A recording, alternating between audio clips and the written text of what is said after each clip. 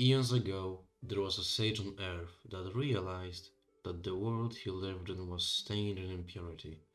The impurity stole life force from all living things, so he sought of a way to live without it. The sage concluded that the moon was rid of impurity, and after taking only his most trusted relatives, he traveled to it and established a new civilization. Since the moon was pure, all of its residents became pure as well, making them forsook all of their lifespan, meaning they were neither dead nor alive. What I just told you was the story of Lord Tsukuyomi and the lunar capital. So that begs the question, what is the lunar capital? And what's the deal with the lunarians? And I will answer just that.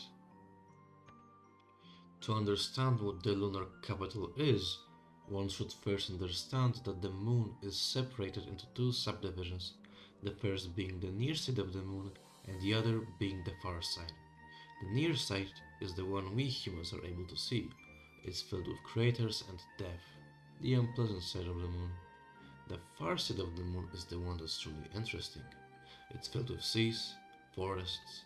Additionally, the climate doesn't change, so it's constantly somewhere in between the four seasons of Earth. The lunar capital resides on the far side of the moon and is being protected by a barrier that hides its existence. The lunar capital is an ancient metropolis and the only civilization on the moon.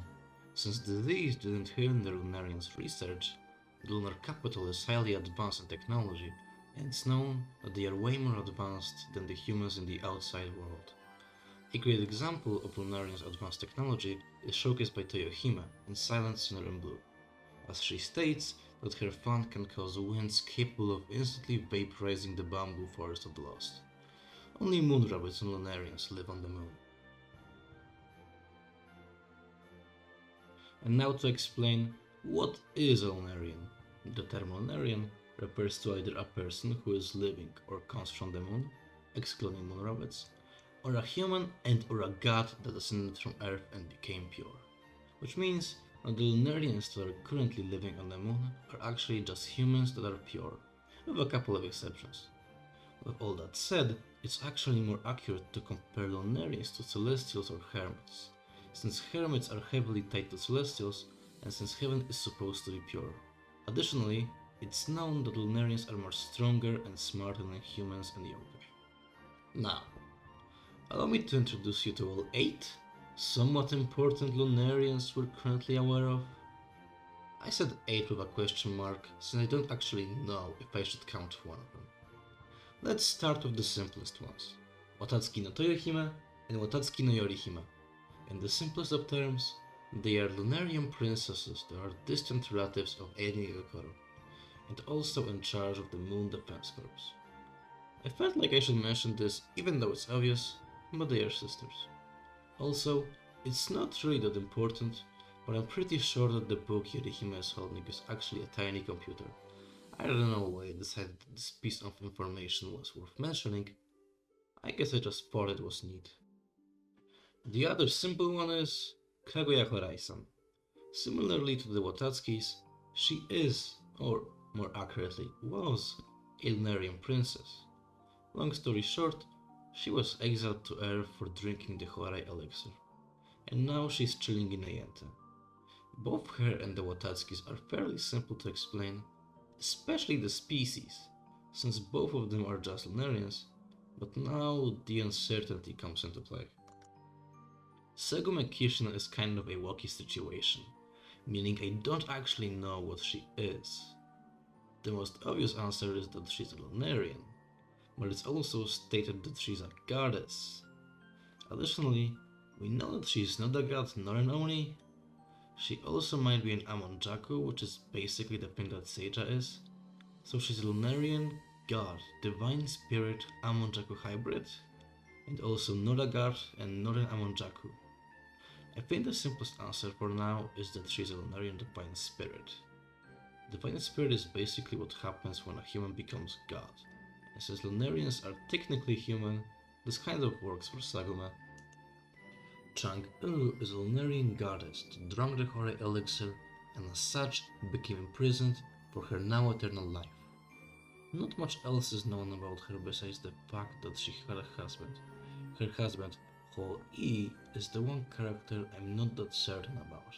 As we do know that he is Chang'e's husband, it's pretty clear that he was also a lunarian. Similarly to Chang'e, not much else is known about this character. It would also make sense if he was a god, since Chang'e is. Also, he's dead. Junko killed him. And now for the two final characters. I'm going to talk about them together, since they share the same origin. Both Tsukuyomi and Eirin Yagakoro came from Earth and were the founders of the lunar capital, Tsukuyomi being the leader. We all know that both of them are lunarians, but the real question is, were they human when they arrived on the moon, or were they gods? It would make a lot of sense if Tsukuyomi was originally a god, since the character from Shintoism he is based on is a god of the moon. Additionally, in Shintoism, Tsukuyomi is the brother of Amaterasu, which is clearly a god in the Touhou project, although they are not related in the canon. It would also make a lot of sense if Tsukuyomi and Eirin were gods, since there are confirmed characters from the moon that were or are gods, like Chang'e. I just feel like it doesn't really make sense for the denizens of the moon to be counted as gods, and still say that their leader isn't. Ultimately, there isn't any concrete evidence that Tsukuyomi and Eirin are gods, even though it would make a lot of sense. Also, scratch that last one.